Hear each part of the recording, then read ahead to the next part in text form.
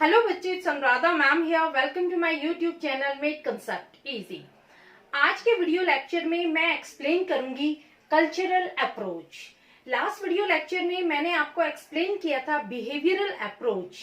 देखो किस तरह से हमारे बिहेवियर को मॉडिफाई किया जाता है, किस तरह से हमारी पर्सनालिटी को डेवलप किया जाता है by imitating others, by observing others. ये सब मैंने आपको लास्ट वीडियो लेक्चर में एक्सप्लेन किया है। इस वीडियो लेक्चर में मैं आपको बताऊंगी कल्चरल अप्रोच के बारे में। देखो कल्चरल अप्रोच यूजुअली दो चीजों पर फोकस करता है। पहली चीज है इकोलॉजिकल फीचर्स और दूसरे हैं कल्चरल एनवायरनमेंट। हमारी पर्सनालिटी को डेवलप होने के लिए दो चीजों की रिक्वायरमेंट होती है, एक तो इकोलॉजिकल एनवायरनमेंट और दूसरा कल्चरल एनवायरनमेंट। इकोलॉजिकल एनवायरनमेंट क्या होता है? इकोलॉजिकल एनवायरनमेंट में सबसे पहले हम देखते हैं क्लाइमेटिक कंडीशन क्या है। जिस एनवायरनमेंट में हम रह रहे हैं, जो हमारा हैबिटेट है, जो हमारा ड्वेलिंग प्लेस है, वहां का क्लाइमेट कैसा है। एरिड क्लाइमेट है, ड्राई क्लाइमेट है, कोल्ड क्लाइमेट है, हॉट क्लाइमेट है, कैसा क्लाइमेट है जहां हम रहते हैं।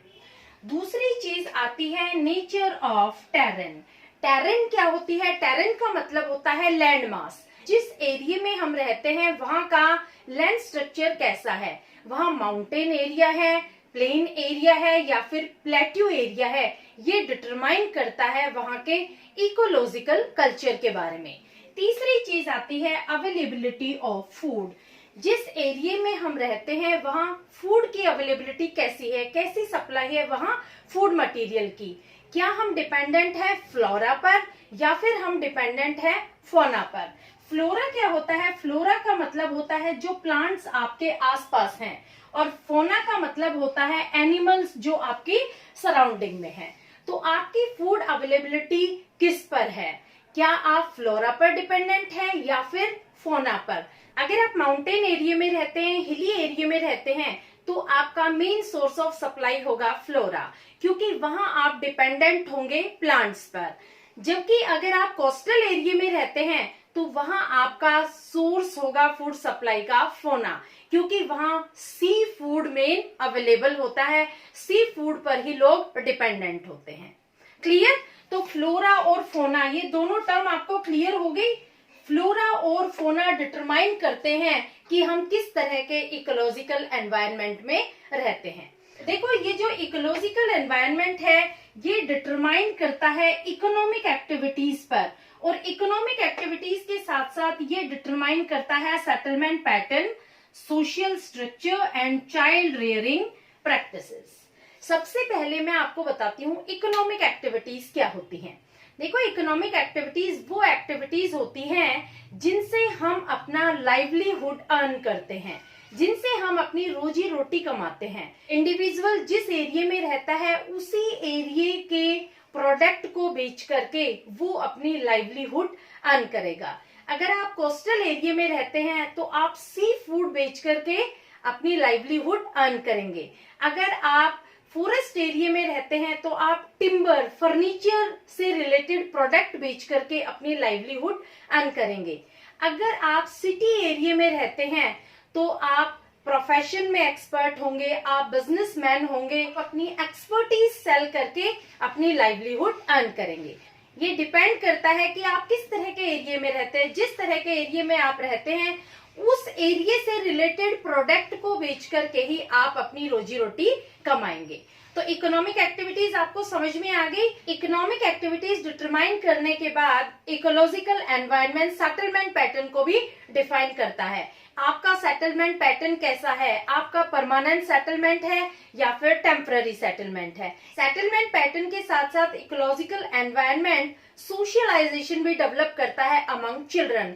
किस तरह से बच्चों को सोशलाइज बनाना है ये भी इकोलॉजिकल एनवायरनमेंट पर डिपेंड होता है। इसके बाद आता है चाइल्ड रेयरिंग प्रैक्टिसेस। किस तरह की प्रैक्टिसेस आप बच्चों में डेवलप करते हैं, किस तरह से आप बच्चों को डेवलप करते हैं, किस तरह से उनकी पर्सनालिटी प्रोजेक्ट की जाती है, ये सब आते हैं इकोलॉजिकल फीचर्स में। देखो इंडिविजुअल की पर्सनालिटी को डिफाइन करने के लिए, पर्सनालिटी को प्रोजेक्ट करने के लिए इकोलॉजिकल फीचर्स के साथ साथ कल्चरल एनवायरनमेंट को भी कंसिडर किया जाता है।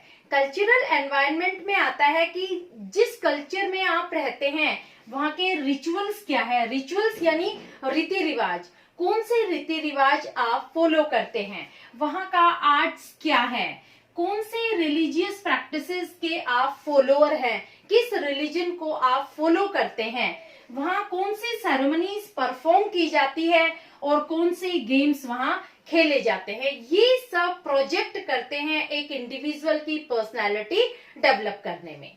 ये सारे फीचर्स इंपॉर्टेंट है डेवलपमेंट ऑफ पर्सनालिटी में।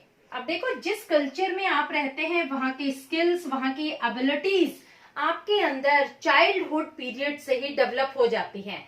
एक पर्सन जो ट्राइबल एरिया में रहता है वहाँ छोटे से बच्चे को ही हंटिंग और गैदरिंग के स्किल्स डेवलप हो जाती हैं। अगर आप कोस्टल एरिया में रहते हैं तो छोटे से बच्चे के अंदर ही मछली पकड़ने की एबिलिटीज डेवलप हो जाती है। उनको पता रहता है कि किस तरह से मछली पकड़ी जाती है।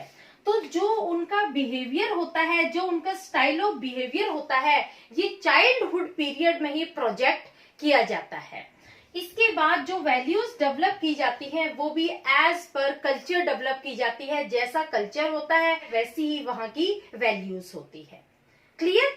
तो ये सारी चीजें डिटरमाइन करती है कल्चरल अप्रोच कंसिडर करने के लिए। तो हम कल्चरल अप्रोच को कैसे लिखेंगे? Cultural approach considers personality as an adaptation of individual to the demand of their ecology and culture।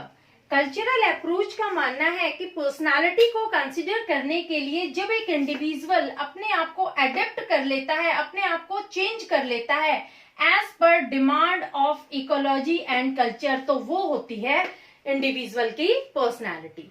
देखो, जब आप किसी कल्चर में फिट होना चाहते हैं, किसी ग्रुप में फिट होना चाहते हैं, तो उस कल्चर की जो क्वालिटीज हैं, जो उस कल्चर की डिमांड है, उसके अकॉर्डिंग अपने आप को एडेप्ट करना होगा।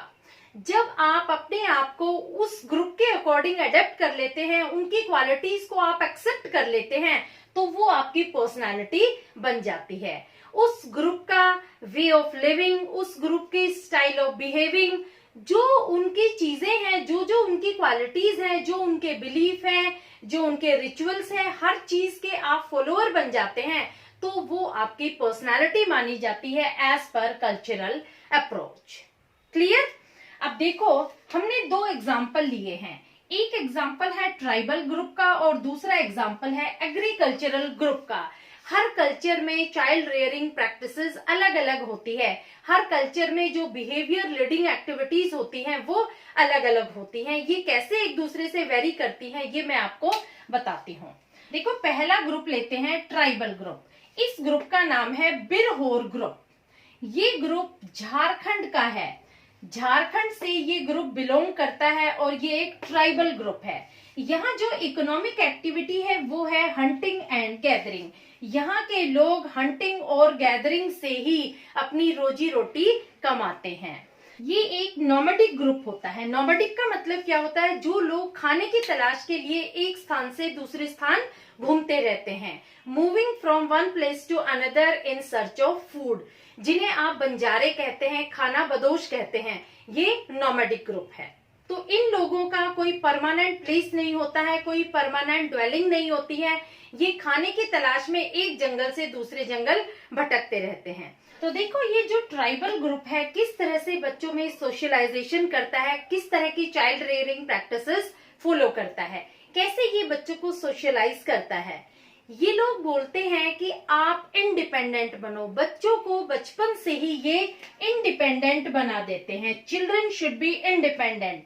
ये बच्चों को ऑटोनोमस बनाते हैं। ये कहते हैं take decision on their own. आपको जो भी डिसीजन लेने हो आप अपने बल पर डिसीजन लिया करो। हमारी सपोर्ट के लिए आप लोग मत सोचो, हम आपको डिसीजन में सपोर्ट नहीं करेंगे, हमसे कंसल्ट करने की रिक्वायरमेंट आपको नहीं है। आप हंटिंग और गैदरिंग अपने बल पर करो। ये कहते हैं एक्सेप्ट रिस्क एंड चैलेंजेस। ये बच्चों को बचपन से ही रिस्क लेना सिखाते हैं, चैलेंजेस एक्सेप्ट करना सिखाते हैं।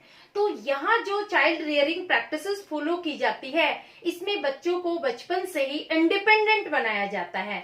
उनको हंटिंग और गैदरिंग की प्रैक्टिसेस उनके चाइल्डहुड पीरियड से ही डेवलप की जाती है। तो जो ट्राइबल ग्रुप है, यहाँ बच्चों को बचपन से इंडिपेंडेंट बनाया जाता है, उनके अंदर रिस्क टेकिंग एबिलिटीज डेवलप की जाती है, चैलेंजेस एक्सेप्ट करने के लिए उनको तैयार किया जाता है। उन्हें कहा जाता है कि आप हंटिंग और गैदरिंग अपने बलबूते पर करो, आप हमारी कंसल्टेंसी के लिए, हमारी सपोर्ट के लिए इंतजार मत करो, आपको जो भी काम करना है अपने बलबूते पर करो।